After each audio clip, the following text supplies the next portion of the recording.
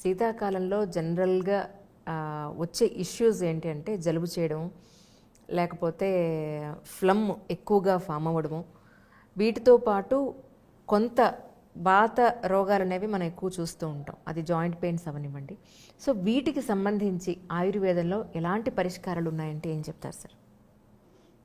సాధారణంగా వాతావరణం మారుతున్నప్పుడు ఇవందరికీ రావడం, తీసుకునే ఆహారంలో కొన్ని లోపాలు ఉండడం, శరీరానికి సరిపోని ఆహారం తీసుకోవడం, బయట వాతావరణంలో తిరగడము, ఈ పొల్యూషన్ అది తిరగడము,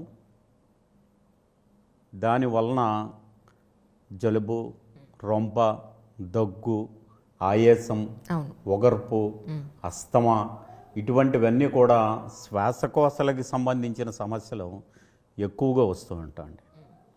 మామూలుగా చిన్న వయసు వాళ్ళకి కాలమానాన్ని బట్టి అప్పటికప్పుడు తీసుకునే విషయాలు అయితే చిన్న చిన్న వాటిలతోటి కొంచెం వేడి మంచినీళ్ళు త్రాగడం, తేనె నాకుతూ ఉండడం, ఇటువంటి జాగ్రత్తలు తీసుకుంటూ ఉంటే అవి ఆటోమేటిక్గా కంట్రోల్ అయిపోతాయండి.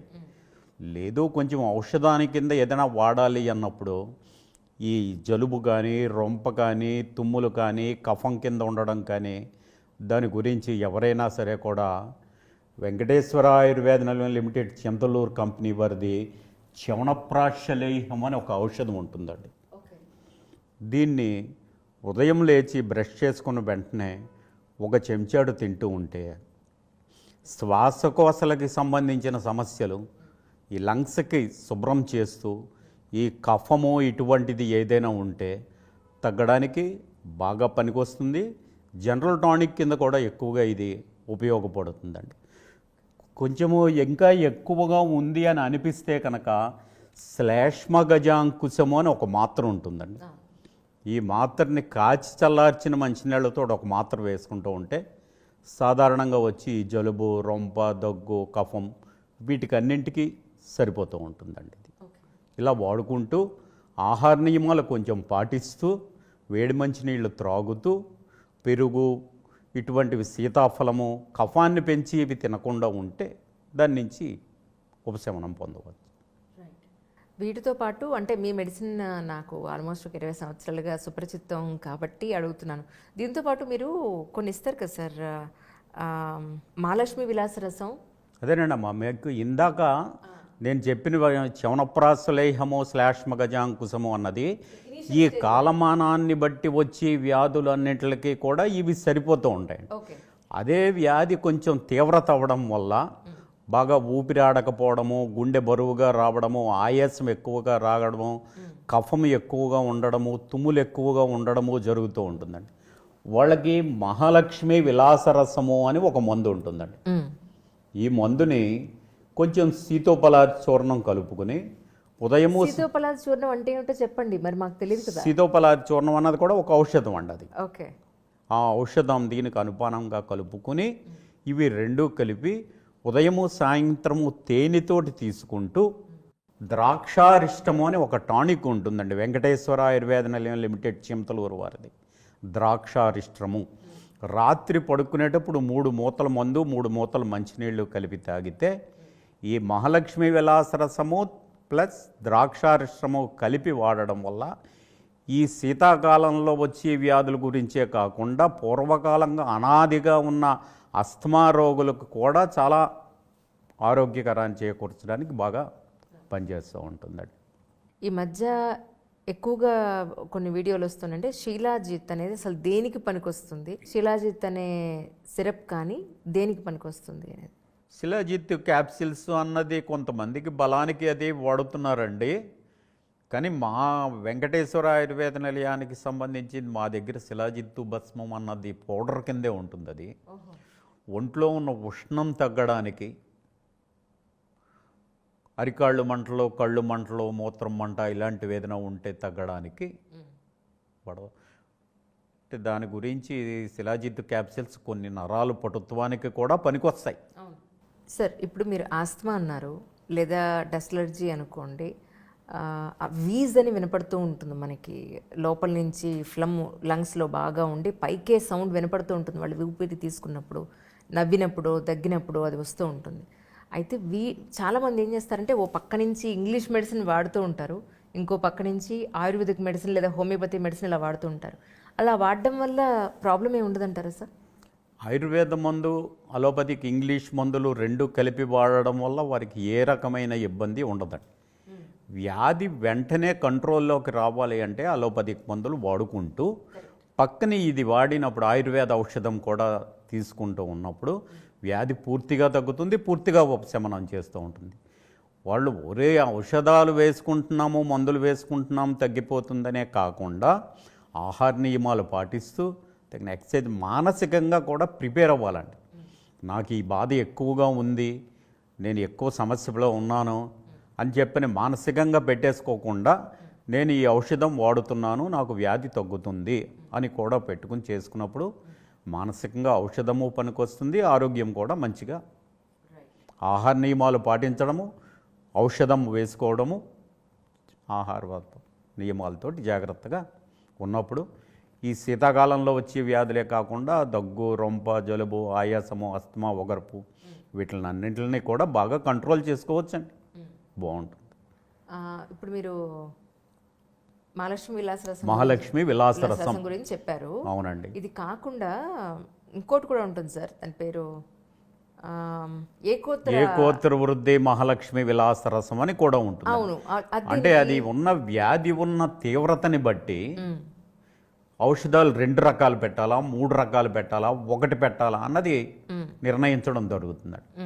మామూలుగా అయితే ఇందాక మొదట్లో చెప్పినట్టుగా శ్లేష్మ గజాంకుశంతో సరిపోతూ ఉంటుందండి. చాలా కాలం నుంచి కొంత హెరిడిటీగా వచ్చేది కానీ, పెద్దవాళ్ళ నుంచి వచ్చేది కానీ, లేకపోతే ఈ పొల్యూషన్స్ వల్ల వచ్చేది కానీ, ఇంట్లో పెర్ఫ్యూమ్స్, అగరబత్తులు వీటి వల్ల వచ్చేది కానీ, వీటిని అనాదిగా ఎక్కువ రోజులుగా ఉన్నదైతే మహాలక్ష్మి విలాసరసము, ఏకోత్రవృద్ధి మహాలక్ష్మి విలాసరసము, ఇంకా రసరాట్టు, కఫకేసరి ఇటువంటి ఔషధాలు చాలా చాలా ఉంటాయండి ఆయుర్వేదంలో. ఒకటే కాకుండా అనుపానాలని బట్టి, అవసరాన్ని బట్టి శ్లేష్మ గజాంకుశం ఉంటుందండి, లక్ష్మీ విలాసరసం అని ఉంటుందండి, మహాలక్ష్మి విలాసరసం అని ఉంటుందండి. ఇంకా పొడి దగ్గు అటువంటివి కొంతమందికి వస్తూ ఉంటాయి. ఈ శ్లేష్మం అది లేకుండా వైక్రాంత చంద్రోదయం అనే మాత్రలు ఉంటాయండి. ఈ ఊపిరితిత్తులకి సంబంధించి, శ్వాసకోశ వ్యాధులకి సంబంధించినవి అనేక రకాల ఔషధాలు ఆయుర్వేదంలో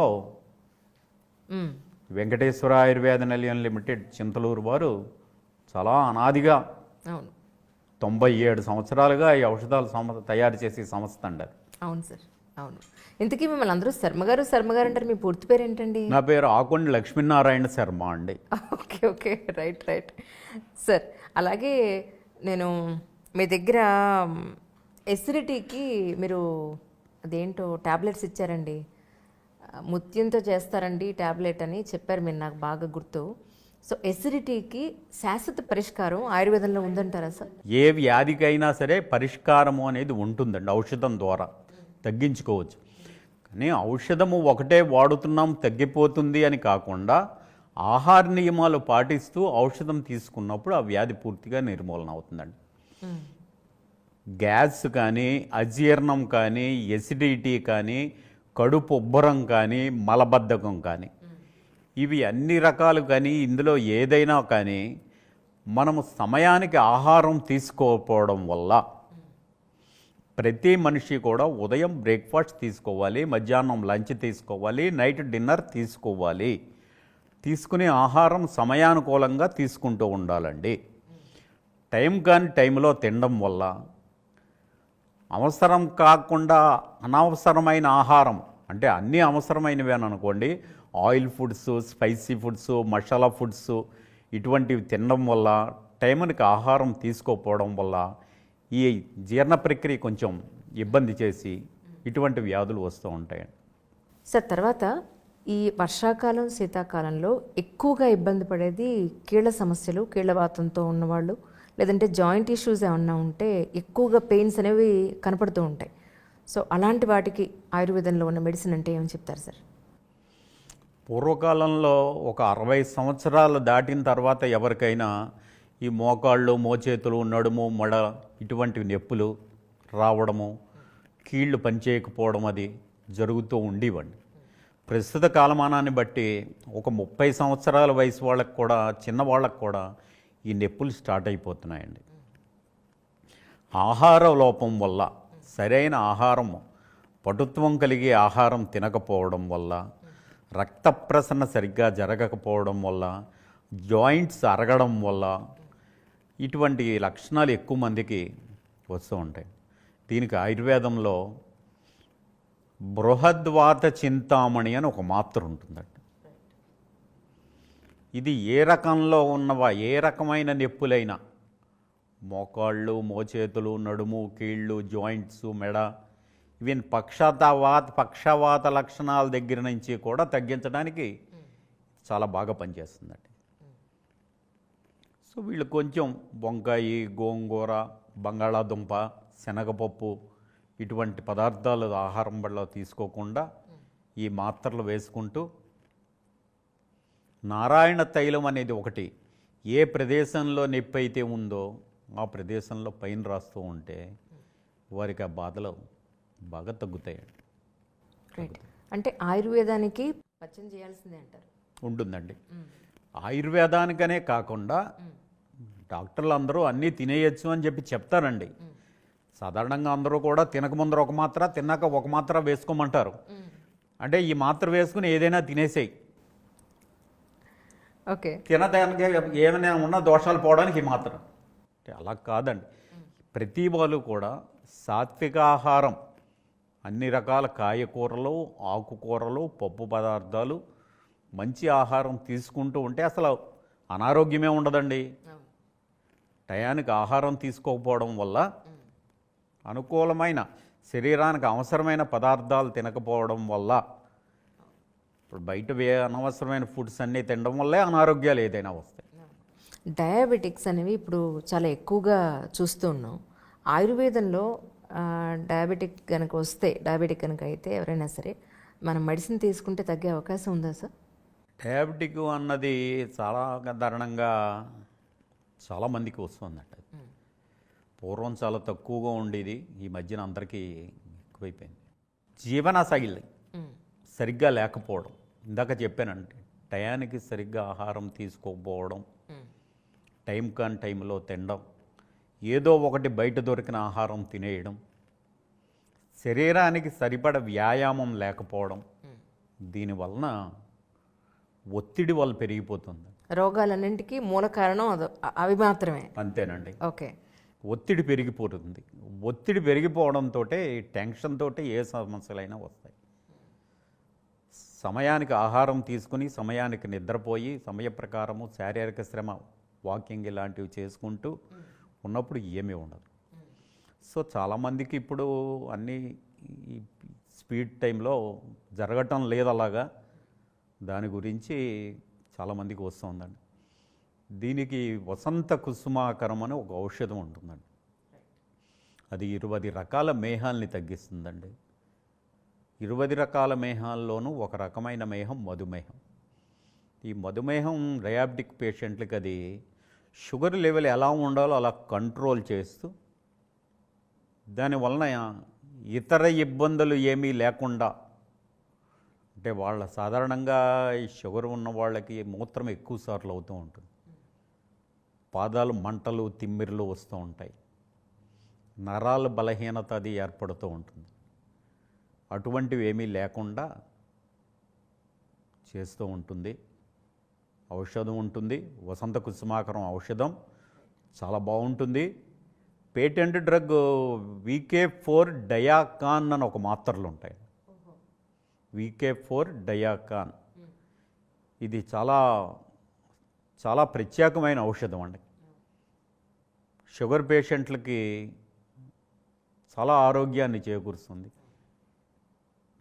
చాలా యాక్టివ్గాను ఎనర్జిక్గాను ఉండేలా చేసి షుగర్ లెవెల్ని కంట్రోల్ చేయడానికి చాలా గొప్ప ఔషధం అండి. డాక్టర్ గారు ఇలాగా మీరు చెప్పేస్తున్నారు కదా అని మీరు సొంతంగా వాడేయకండి.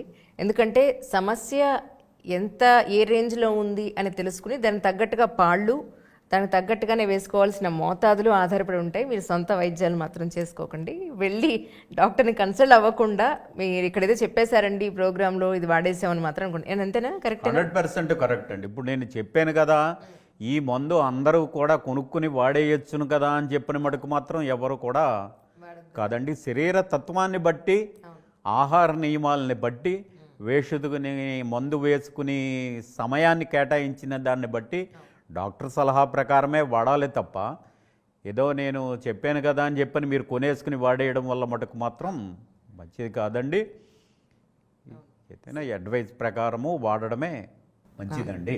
ఆయుర్వేదం వేడి చేసేస్తుంది అనేవాళ్ళు కొంతమంది ఉంటారు. ఈ వేడి చేయడం అనేది నిజమేనంటారా మీ ఉద్దేశ ప్రకారం? అమ్మ, ఏ మందులో కూడా ఆయుర్వేదం కానీ వేరే కానీ ఇంకోటి కానీ వేడి చెయ్యడము, చలవ చేసేయడము అనేది జరగదండి. మనం తీసుకునే ఆహారాన్ని బట్టి మన శరీరతత్వం మారుతూ ఉంటుంది. ఆయుర్వేద ఔషధాలు వేసుకున్నా కానీ శరీరతత్వానికి సరిపోతేనే ఆ ఔషధం సూచించడం జరుగుతుందండి. అందుకని ప్రత్యేకంగా మందులు వేసుకున్నంతట్లోకి వేడి పెరిగిపోతుంది అని మటుకు మాత్రం జరగదండి. సార్, మీకు గుర్తుందా మా బాబు అప్పుడు ఇష్యూ? అవునండి. వాడు హాస్పిటలైజ్డ్ అయినప్పుడు నేను మీ దగ్గరికి వచ్చి మామూలుగా అడవలేదు ఆ రోజు కోటిలో. అవునండి అమ్మ. అంటే ఈ సందర్భంగా మీకు చెప్తున్నాను ఏంటనంటే, రీసెంట్గా మీకు ఆయన ఫోన్ చేసినట్టున్నారు కదా, వైజాగ్ నుంచి ఒక ఆయన పీడిఏ డక్ట్స్ క్లోజ్ అవ్వలేదండి, అంజలి గారు ఇచ్చారు, శర్మ గారు మీ నెంబర్ అని చెప్పి మీతో మాట్లాడారు ఆయన. అవునండి. అయితే ఏమైందంటే సార్, అంటే మీకు గుర్తుందో లేదో, ఈ ఐడ్రీమ్ కెమెరా ముఖ్యంగా చెప్తుంది ఏంటంటే, పీడిఏ డక్ట్స్ క్లోజ్ అవ్వలేదు, అప్పటికే 20 రోజులు దాటిపోయింది, ఐసీయూలో వెంటిలేటర్ మీద ఉండి మావాడు. మీరేమన్నారంటే, మీరు బ్రెస్ట్ ఫీడింగ్కి ఇవ్వడానికి వెళ్ళినప్పుడు జస్ట్ ఆ బొగ్గలో ఒక తేనె చుక్క, ఈ బొగ్గలో ఒక తేనె చుక్క, మళ్ళీ మీకు మధ్యలో గొంతు అడ్డుపడకుండా స్లోగా వాళ్ళు నాలికతో వాళ్ళు నాకుతూ ఉంటారు, హీట్ అనేది ప్రొడ్యూస్ అవుతుంది అని అన్నారు. మీరు నమ్మరు, మీకు అతిశయోక్తిగా ఉంటుందేమో, బట్ యాక్చువల్లీ ముక్కు నుంచి సర్జరీ అంతా ప్లాన్ చేసేసుకున్నారు. చాలా పెద్ద హాస్పిటల్లో మా వాడు పుట్టాడు. పీడియాట్రిక్స్ బెడ్ వూండ్స్ కూడా వచ్చేసాయి సార్. 20 రోజుల తర్వాత వీపు మీద ఒక పుండు, టెస్టికల్ మీద ఒక పుండు వచ్చేస్తే హోప్లెస్ కండిషన్ అని అన్నారు. 3 రోజులు కరెక్ట్గా మీరు చెప్పినట్టుగా బ్రెస్ట్ ఫీడింగ్ ఐసీయూలోకి వెళ్ళినప్పుడు వాళ్ళు బ్రెస్ట్ పుల్లర్ తోటి మిల్క్ తీసి ముక్కు ద్వారా పంపిస్తున్నారు. వెంటిలేటర్ నోట్లో ఉంది బాబుకి, ముక్కు ద్వారా పాలు పంపిస్తున్నారు. వెంటిలేటర్ తీసి మధ్యలో ఒకసారి వాళ్ళు మారుస్తారు. ఆ మార్చే టైంలో నేను బుగ్గలో రాయడం జరిగింది. ఇది ఎందుకంత క్లియర్గా చెప్తున్నానంటే, ఎన్నో రకాల డౌట్స్ రావచ్చు వాళ్ళకి. కరెక్ట్గా మీరు నమ్మరు, సర్జరీ ఇంకా 3 రోజులు ఉందనగా బాబు పల్స్ రేట్ నార్మల్ అయిందండి, హార్ట్ స్ట్రాంగ్ అయింది, పీడియాట్రిక్స్ దానంతట అవే క్లోజ్ అయ్యాయి అన్నారు. నిజంగా మీరు నమ్మరు సార్, అసలు ఆ రోజు సంతోషం అంతా ఇంత కాదు. వాడి కోసం 1 నెల రోజులు తిండి తిప్పలు లేకుండా ఏడ్చిన సందర్భాలు మీకు తెలుసు, మీ దగ్గరికి మెడిసిన్కి వచ్చినందుకు గాను. బట్ ఇదే సందర్భంలో నాకు వైజాగ్లో ఒక ఆయన, నేను ఒక సందర్భంలో ఈ ఇష్యూ చెప్పడం జరిగింది. యాక్చువల్లీ అందరికీ ఇలా జరుగుతుందా అంటే మనం చెప్పలేము, బట్ అది అన్ఫార్చునేట్లీ అలా ఎందుకు కలిసి వచ్చిందో, ఆ తేనె అనేది వాడికి ఎలా పనిచేసిందో సర్జరీ లేకుండా తగ్గిపోయింది. ఇప్పుడు నాకు ఈ మధ్య వైజాగ్ నుంచి ఒక ఆయన ఫోన్ చేస్తే మీ నెంబర్ ఇచ్చాను, యాక్చువల్గా ఇలా జరిగిందండి అని చెప్పాను. కానీ మీరు చెప్పారట, మరి అంత చంటి పిల్లలకు మనం మెడిసిన్ ఇవ్వలేమండి అని చెప్పని. నిజానికి ఆయుర్వేదం ఏ వయసు నుంచి వాడే అవకాశం ఉంటుందండి? ఒక 3 సంవత్సరాల పిల్లల దగ్గర నుంచి ఎవరికైనా వాడచ్చునండి. 3 సంవత్సరాల లోపు పిల్లలకి అంత, అంటే నా అనుభవంలో అంత సాహసించి చేయడం కంట కూడా నేనైతే 3 సంవత్సరాలు దాటిన పిల్లలందరికీ చేస్తానండి, వాడచ్చునండి. అనేక రకాలుగానండి, ఈ రకంగానే కాకుండా, అంటే మేము ఏదో ఇచ్చేసాము తగ్గిపోయింది అని చెప్పుకోవడం గురించి అని కాదండి. ఒక 30 సంవత్సరాల నుంచి వైద్య రంగంలో నేను ఉన్న దాని మీద అనేక మంది మోకాళ్ళు, మోచేతులు, నడుము, కీళ్ళ నొప్పులు తగ్గిన వాళ్ళు, సంతానం కలిగిన వాళ్ళు, అనేక రకాలుగా మధుమేహ వ్యాధి కంట్రోల్లో ఉంచుకుంటూ ఆరోగ్యంగా ఉన్నవాళ్ళు చాలామంది ఉన్నారండి అమ్మ, ఉన్నారు. ఔషధమే కాకుండా కొన్ని ఆహార నియమాలు చెప్పి వ్యాధులు తగ్గించినవి కూడా కొన్ని ఉన్నాయండి. బరువు తగ్గడానికి ఆయుర్వేదంలో ఏమన్నా చిట్కాలు కానీ మెడిసిన్ కానీ ఉన్నాయని నేను చాలామంది అడుగుతుండేవాళ్ళు. సో ఆ విషయం నాకు నిజంగా తెలియదు, అందుకని మిమ్మల్ని అడుగుదామని చెప్పని అడుగుతున్నాను. సో బరువు తగ్గడానికి నిజంగా ఆయుర్వేదంలో మెడిసిన్ ఉందంటారా సార్? మొదటి విషయం శారీరక శ్రమ ఉండాలండి. రైట్. మరి ఇందాక చెప్పినట్లుగానే అండి, ప్రతి దానికి కూడా శారీరక శ్రమ, ఆహార నియమములు. ప్రస్తుతం బరువు పెరగడానికి ఎవరైనా సరే బరువు పెరిగిపోవడం అనే దానికి కారణం బయట తిళ్ళు ఎక్కువగా తినేయడం, ఫ్యాట్ కంటెంట్ ఫుడ్ ఎక్కువగా తినడం, ఇటువంటి పదార్థాలు అవి ఎక్కువగా వాడుతున్నారు. వాటి వల్లే పెరుగుతారు, శారీరక శ్రమ లేకపోవడం వల్ల పెరుగుతారు. అవి రెండు పాటించినప్పుడు అప్పుడు ఔషధం వాడితే ఉపయోగం ఉంటుంది కానీ అండి, ఔషధం ఒకటి వాడేసి బరువు తగ్గిపోవడం అనేది మటుకు మాత్రం జరగదండి. శరీరం లోపల కొవ్వు అది పెరగడం వల్ల, వాత శరీరం వల్ల బరువు పెరుగుతూ ఉంటారు, శరీరం పెరిగిపోతూ ఉంటుంది. అవి తగ్గాలి అన్నప్పుడు ఔషధాలు వాడుకోవడం అంతే. నరాల బలహీనత, కండపుష్టి, తర్వాత ఇంకటి ఎముక పుష్టి, వీటికి ఆయుర్వేదంలో చాలా చక్కటి మందులు ఉన్నాయని చెప్పని నేను కూడా వాడాను అనుకోండి, నా ఓన్ ఎక్స్పీరియన్స్ అది. సో వాటి గురించి ఒకసారి మాకు ఎక్స్ప్లెయిన్ చేయండి. సిద్ధ మకర ధ్వజము అని ఒక ఔషధం ఉంటుందండి. ఇది స్వర్ణ భస్మము కలిపి తయారు చేస్తారు. చాలా గొప్ప ఔషధం అండి అది. బాలురు కానీ స్త్రీలు కానీ, ఇందాక మీరేంటంటే ఎన్ని సంవత్సరాల పిల్లల దగ్గర నుంచి వాడచ్చునండి ఆయుర్వేద ఔషధం అన్నారు కదా. ఇది బాలురు కానీ, స్త్రీలు కానీ, వృద్ధులు కానీ, గర్భిణీ స్త్రీలు కానీ, ఎవరైనా సరే కూడా అందరూ దీన్ని రోజు, ఇది ఔషధం కింద, భస్మం కింద ఉంటుంది, మాత్రల కింద ఉంటుంది. ఆ భస్మాన్ని తేనెతో కలిపి కానీ పాలతో కానీ కలిపి తీసుకోవచ్చును. లేదా మాత్రలు కూడా ఉదయము సాయంత్రము వేసుకోవడం వల్ల రక్తశుద్ధి, రక్తవృద్ధి, రక్త ప్రసరణ బాగా చేస్తూ, ఎముకలు, నరాలు, కండరాలకి బలంగా ఉంచుతూ, బ్రెయిన్ పవర్, జ్ఞాపక శక్తి కోల్పోకుండా చేస్తూ, మనిషికి ఏ రకమైన అనారోగ్యము కలిగినా కానీ దానికి వ్యాధిని పెంచేయకుండా బాడీలో ఇమ్యూనిటీ పవర్ని పెంచడానికి చాలా బాగా పనిచేస్తుందండి సిద్ధ మకర ధ్వజం మాత్రం. ఏ వయసు వారైనా ఎంతకాలమైనా వేసుకోవచ్చునండి. చాలామంది కాలేజ్ అమ్మాయిలు వాళ్ళు కూడా ఇది శరీర కాంతి రావడానికి, ఫేస్లో గ్లో ఉంటుందని వాడుతూ ఉంటారు. గర్భిణీ స్త్రీలు చాలామంది ఈ ఔషధం వాళ్ళు తీసుకోవడం వల్ల పుట్టి సంతానం తేజస్సుగాను తెలివితేటలుగాను పుడతారని చెప్పని వాడుతూ ఉంటారు. అలా జరిగినవి కూడా చాలా ఉన్నాయండి. అంటే మీరు మెడిసిన్ తగ్గట్టుగా ఫుడ్లో కూడా కొన్ని మార్పులు చేసుకోవాలని మీరు చెప్తూ ఉంటారు జనరల్గా. అండ్ అందులో మీరు ఎక్కువ ఉండేదంటే మినుము ఎక్కువ ఉండేలాగే చెప్తూ ఉంటారు. అవునండి. అంటే ఎందుకు, అంటే ఆ మినుము ఎక్కువ తీసుకోమని ఎందుకు అంటారు ఈ మెడిసిన్తో పాటు అని, ఎందుకంటే అంటే ఏం చెప్తారు సార్? పూర్వీకులు కూడా వైద్యము ఇది కాకుండా కూడా ప్రతి వాళ్ళు కూడా మినప కుడుములు తినడం, ఇడ్లీలు తినడం, మినపసున్ను తినడం, ఇవన్నీ చేస్తూ ఉండేవి. ఇవి తీసుకోవడం వల్ల ఏంటంటే ఒళ్ళు గట్టి చేస్తుందండి, శరీర పటుత్వాన్ని ఎక్కువ కాలం ఉంచుతుంది, గమ్ముని చేస్తుంది అది. అందుకని మినుముకి చాలా ప్రాధాన్యత ఉందండి. మినుము తీసుకుంటూ ఉండడం వల్ల ఇడ్లీ కానీ, మినపసున్ను కానీ, వడ కానీ, మళ్ళీ ఆయిల్ ఫుడ్ ఎక్కువ కంటెంట్ లేకుండా మినుములు తీసుకోవడం వల్ల ఎక్కువగా శరీర దారుఢ్యానికి, నరాల పటుత్వానికి బాగా పనిచేస్తూ ఉంటుంది. తర్వాత చాలామంది మలబద్ధకంతో మన మంచి ఫుడ్ తినడం ఎంత ఇంపార్టెంటో, మన శరీరంలో ఉన్న మల్లాలని బయటికి ఎవ్రీడే బయటికి పంపడం కూడా ఆ ప్రక్రియ అంతే ఇంపార్టెంట్ కాబట్టి, సో మలబద్ధకానికి సంబంధించి ఆయుర్వేదంలో ఏం మెడిసిన్ ఉంది సార్? అన్నం తినేటప్పుడు శుభ్రంగా అన్నంలో చింతపండు చారు కలుపుకునే తినడం, రోజు ఒకటి బాగా ముగ్గిన అరటిపండు తింటూ ఉండడం, జామ పండు తినడం, ఆహార నియమాలు పాటిస్తూ సరైన ఆహారం తీసుకుంటూ, ఆహారం నమిలేటప్పుడు బాగా మెత్తగా నమిలి తీసుకుని జీర్ణం బాగా అయిపోతే మోషన్ ఫ్రీగా అయిపోతూ ఉంటుంది. ఆహారం టైంకి తీసుకోకపోవడం, సరైన ఆహారం తీసుకోకపోవడం వల్ల ఈ మలబద్ధక సమస్య కూడా వస్తూ ఉంటుందండి.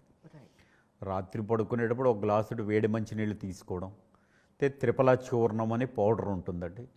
ఆ పౌడర్ని ఒక గ్లాసుడు గోరువెచ్చటి నీళ్ళల్లో ఒక చెంచాడు పౌడర్ కలుపుకొని తాగుతూ ఉంటే రోజు ప్రొద్దుటే మోషన్ ఫ్రీగా అవుతూ ఉంటుంది. వాళ్ళకి మలబద్ధక సమస్య లేదు. కొంచెం ఎక్కువ కాలం నుంచి ఉంది అంటే సుఖ విరోచన వడ్డీ అని ఒక మాత్ర ఉంటుందండి. ఆ మాత్ర వేసుకోవడం వల్ల కూడా రాత్రి పడుకునేటప్పుడు వేడి మంచి నీళ్ళతో ఒక మాత్ర వేసుకుని పడుకుంటే ప్రొద్దుటే మోషన్ ఫ్రీగా అయిపోతుంది. ఆ మలబద్ధక సమస్య నుంచి వారు ఉపశమనం పొందవచ్చు. మోషన్ ఫ్రీగా అవ్వకపోవడం వల్ల కూడా అనేక రకాల అనారోగ్యాలు ఏర్పడుతూ ఉంటాయి. వీటిలన్నింటికి కూడా అది వాడుకోవడం వల్ల వాళ్ళకి ఆ సమస్య తగ్గుతుంది. సార్, ఈ రోజుల్లో వయసుతో సంబంధం లేకుండా జుట్టు శుభ్రంగా ఊడిపోతుంది. సో మరి ఆ హెయిర్ ఫాల్కి సంబంధించి ఆయుర్వేదంలో ఏదైనా మెడిసిన్ ఉందండి? పూర్వకాలంలో ప్రతి వాళ్ళు కూడా ప్రతిరోజు కొబ్బరి నూనె రాసుకుని తల దువ్వుకుని జడ వేసుకుని చేస్తూ ఉండేవారు. తల్లిదండ్రులతో అమ్మగారు ప్రతిరోజు కొబ్బరి నూనె రాస్తూ ఉండేవారు. ప్రస్తుత కాలమానాన్ని బట్టి ఎవరూ కూడా అసలు నూనె రాయడం లేదు, రోజు తల రుద్దేయడం. డెర్మటాలజిస్టులు కూడా కొబ్బరి నూనె రాయాల్సిన అవసరం లేదండి, కొబ్బరి నూనె వల్ల సమస్యలు ఎక్కువ వస్తాయని చెప్తున్నారు కదా. ఎప్పుడో ఒకసారి రాయండి, రాసి కొబ్బరి నూనెతోటి మసాజ్ చేసి ఒక గంట తర్వాత తలంటి పోసేసుకోండి. నెత్తి మీద కొబ్బరి నూనె ఉండడం వల్ల నష్టమే కానీ లాభం ఏం లేదు దానివల్ల అని అంటున్నారు. మరి మీరేమంటారు? పూర్వకాలంలో మన తాతగారు, నాన్నగారు, మామగారు, అమ్మగారు వీళ్ళని చూసాం మనం. వాళ్ళకి ఏమన్నా కొబ్బరి నూనె రాసుకోవడం వారి సమస్యలు వచ్చాయా అండి? మా నాన్నగారికి 70 ఏళ్ళండి. ఇప్పటికీ మా నాన్నగారి జుట్టు పూర్తిగా తెల్లబడలేదు, సాల్ట్ అండ్ పెప్పర్లో కూడా లేదు. నాకన్నా కూడా మా నాన్నగారికి నల్ల జుట్టు ఎక్కువ ఉంది. అందుకని కొబ్బరి నూనె తలకు రాసుకోవడం చాలా మంచిదండి. అది ఇప్పుడు ఎవరూ రాయట్లేదు. బృంగామలక తైలము అని ఒక తైలం ఉంటుందండి. దాంట్లో గుంటగలగరాకు, గోరెంట, ఉసిరి, మందారం ఇటువంటివి మూలికలతోటి దాన్ని తయారు చేస్తారు. అది తలకి రోజు రాసుకోవడం వల్ల, ప్రతిరోజు రాసుకోవాలండి. ఎప్పుడో వారానికి ఒక రోజు రాసుకుంటానని కాదండి, ప్రతిరోజు రాసుకోవడం వల్ల జుట్టు రాలిపోకుండా ఉండడానికి, జుట్టు పెరగడానికి, చుండ్రు అది తగ్గడానికి కూడా చాలా బాగా పనికొస్తుందండి. అంతేకాకుండా జ్ఞాపక శక్తిని పెంచుతుంది అది. అందుకని బృంగామలక తైలం అన్నది తలకి రాసుకుంటూ ఉంటే ఏ విధమైన జుట్టు సమస్యలకైనా బాగా పనిచేస్తాం. చ్యవన్ప్రాష్ అనేది మా చిన్నప్పటి నుంచి కొన్ని అడ్వర్టైజ్మెంట్లో కూడా చూశాను నేను. చదువుకునే పిల్లలకి జ్ఞాపక శక్తికి చాలా ఉపయోగపడుతుంది, తోడ్పడుతుంది అని చెప్పని. అది ఎంతవరకు నిజమంటారు సార్? చ్యవనప్రాష్ లేహం అన్నది ఉసిరికాయతో చేస్తారండి. ఊపిరితిత్తులకి చాలా శ్రేష్టమైనదండి, చాలా అనుకూలంగా ఉంటుంది. సో పిల్లల జ్ఞాపక శక్తికి ప్రత్యేకంగా జ్ఞాపక శక్తి గురించి అనేటప్పటికీ సరస్వతి లేహం, బ్రాహ్మీ లేహం అంటారండి. అదే బ్రాహ్మీ సరస్వతి లేహం. అది రోజు ఉదయం ఒక చెంచా, సాయంత్రం ఒక చెంచా తినిపిస్తూ ఉంటే జ్ఞాపక శక్తిని బాగా పెంచుతుంది, తెలివితేటలను పెంచుతుంది, మతిమరుపుతనాన్ని పోగొడుతుంది, ఉత్సాహంగా ఉంచుతుంది. చిన్నపిల్లలకి మాటలు స్పష్టంగా రావడానికి కూడా అది పనిచేస్తూ ఉంటుందండి. సరస్వతి లేహం అది. సార్, అశ్వగంధ లేహ్యం గురించి చాలా రకాలైన అపోహలు ఉన్నాయి. అశ్వగంధ లేహ్యం అనేది అసలు ఎలా తయారవుతుంది, దేనికోసం వాడతారు? అశ్వగంధ రూట్స్ ఉంటాయండి అమ్మ. అది ఆ రూట్స్ని తీసుకుని తేనె, నెయ్యి, పటిక బెల్లము ఇటువంటి విషయాలు కొన్ని రకాల మూలికలు ఇంకా కలిపి దాన్ని తయారు చేస్తారు.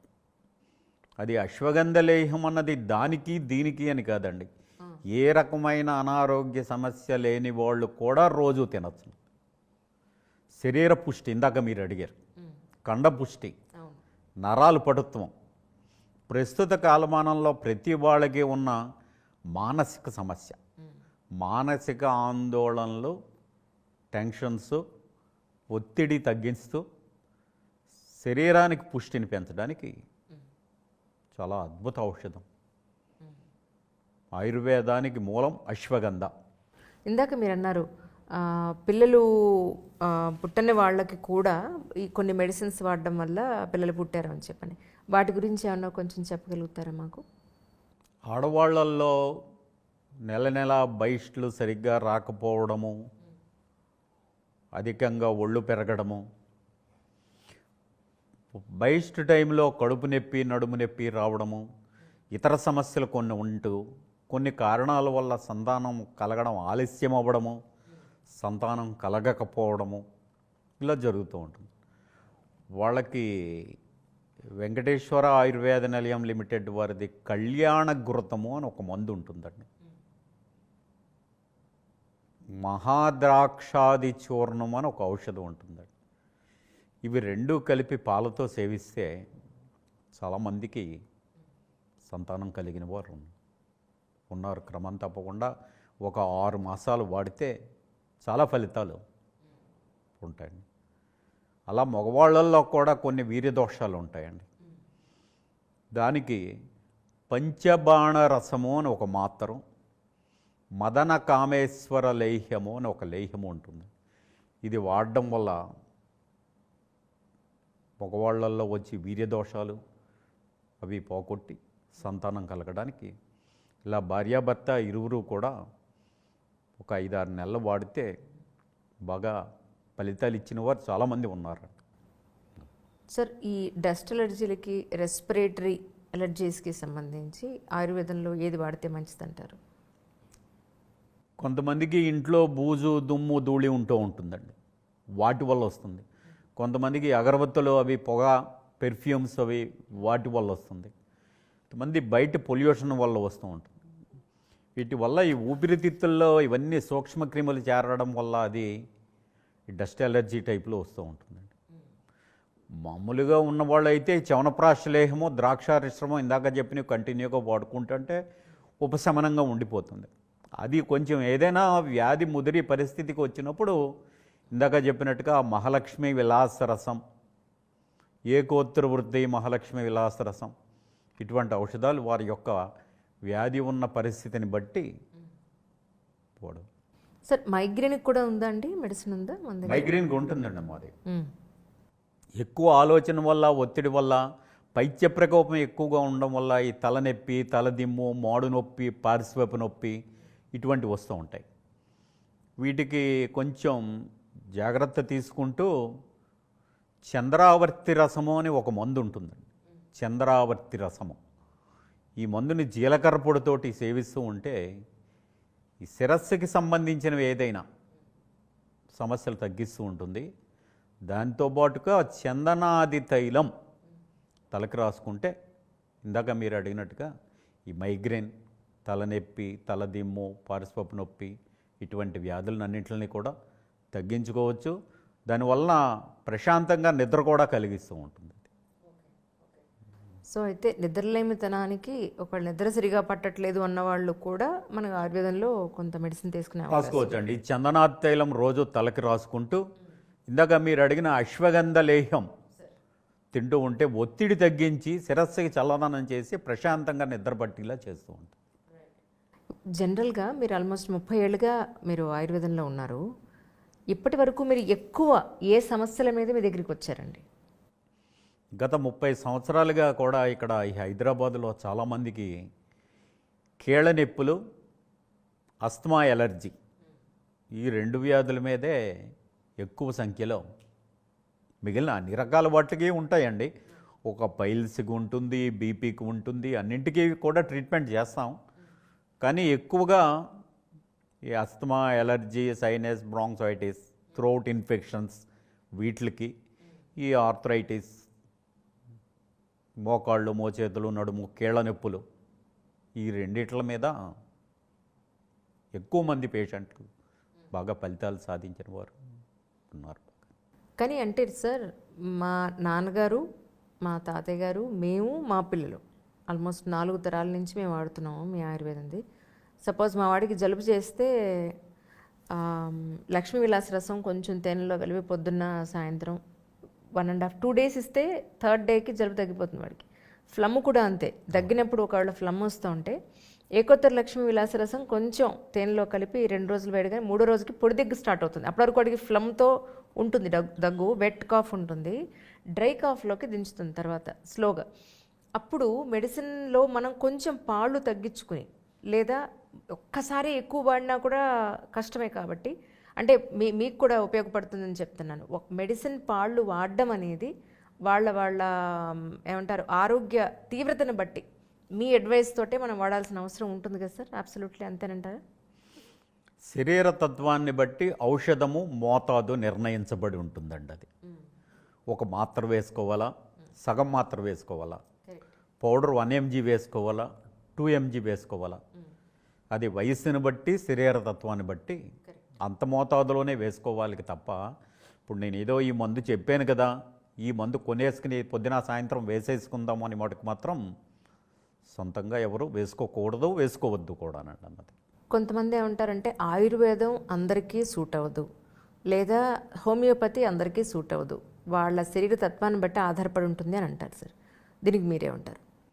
అసలు వైద్యము పుట్టింది ఆయుర్వేదముతోటే.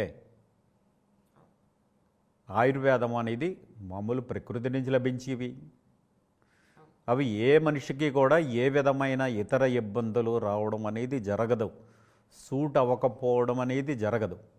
మందు పనిచేస్తే పనిచేస్తుంది, పని చేయకపోతే వ్యాధి తగ్గదు, టైం ఎక్కువ తీసుకోవచ్చు, కానీ దానివలన వేరే ఇతర సమస్య రావడం అనేది మటుకు మాత్రం జరగదండి. నిజంగా సార్. అంటే మీరు అనుకోవచ్చు ఇదేదో పెయిడ్ ప్రమోషన్ అనుకోకండి దయించి, ఇది పెయిడ్ ప్రమోషన్ కాదు. యాక్చువల్గా నేను ఆల్మోస్ట్ ఒక 20 సంవత్సరాలుగా వాడుతున్నాను కాబట్టి ఇంట్రడ్యూస్ చేస్తే బాగుంటుంది, మీకు కూడా ఏదైనా సమస్యలు వచ్చే అవకాశం ఉంటుంది. సో ఆ పాయింట్లో ఒక మంచి విషయాన్ని మీ వరకు చేరవేయాలనే ఉద్దేశమే తప్ప మరో ఉద్దేశం లేదు. నిజంగా సార్ చాలా సంతోషం.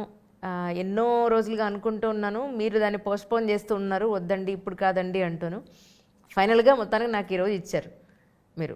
చాలా సంతోషం sir. Thank you so much for your great information అండి. థ్యాంక్స్. స్టూడియోకి రప్పించి అవకాశం ఇచ్చినందుకు ధన్యవాదాలు. చిన్నవారు నమస్కారం పెట్టకూడదు. అయ్యో భలేవారే. Thank you sir, thank you so much sir.